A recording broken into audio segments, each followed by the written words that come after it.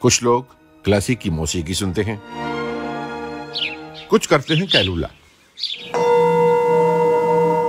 اور کچھ مراقبہ۔ ان تینوں باتوں میں قدر مشترک کیا ہے؟ یہ سب ایکشن باعث سکون ہے اور بلڈ پریشر کو معمول پر لاتے ہیں۔ یہ ایسے غیر طبی علاج ہیں جو ہائی بلڈ پریشر میں بہت مؤثر ثابت ہوتے ہیں۔ ان تینوں چیزوں کی مدد سے ہائپر ٹینشن اور بلڈ پریشر کی بیماریوں سے نجات حاصل کی جا سکتی ہے۔ ہائی بلڈ پریشر کا وقت پر علاج نہ کیا جائے تو یہ بیماری جان لیوا بھی ثابت ہو سکتی ہے۔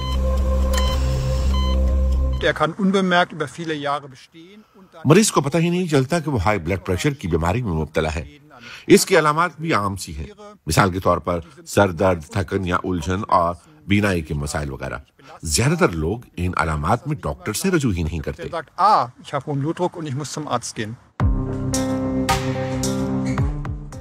اندریاس زیمر بھی بلند فشار خون کے مریض ہیں۔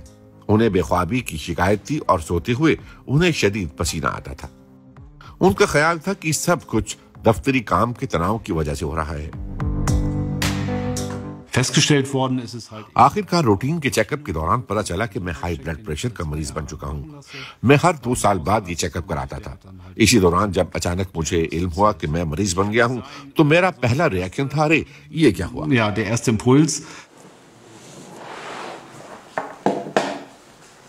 چیک اپ سے واضح ہوا کہ اندریاس کا بلڈ پریشر صرف اسی وقت زیادہ نہیں ہوتا جب وہ ذہنی یا جسمانی دباؤ کا شکار ہوتے ہیں، بلکہ وہ تو ہائی بلڈ پریشر کے باقاعدہ مریض ہیں۔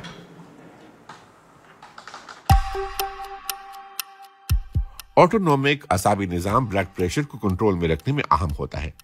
اس کی سمپیتھیٹک اور پیراسمپیتھیٹک ڈویژنز غیر شعوری افعال کو توازن میں رکھتی ہیں، جیسا کہ سانس لینا، دل کی دھڑکن اور نظام انہضام۔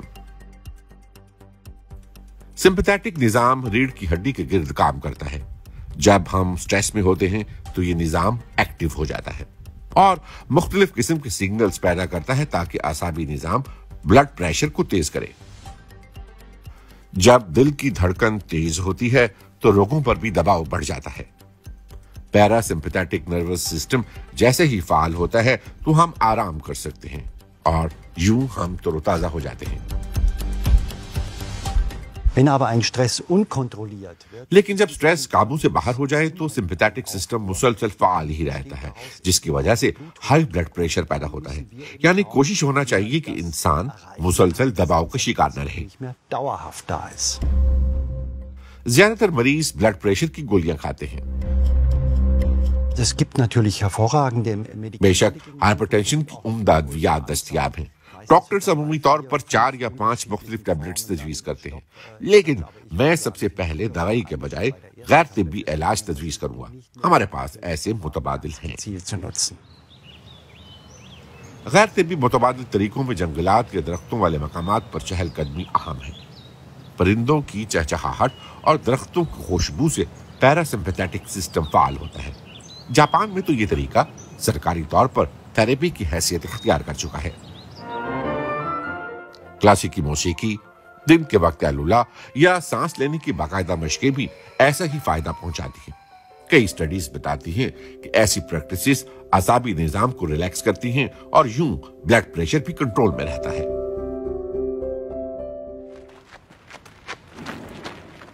بلڈ پریشر کو کنٹرول میں رکھنے کے لیے ایکسرسائزز بھی انتہائی اہم ہیں۔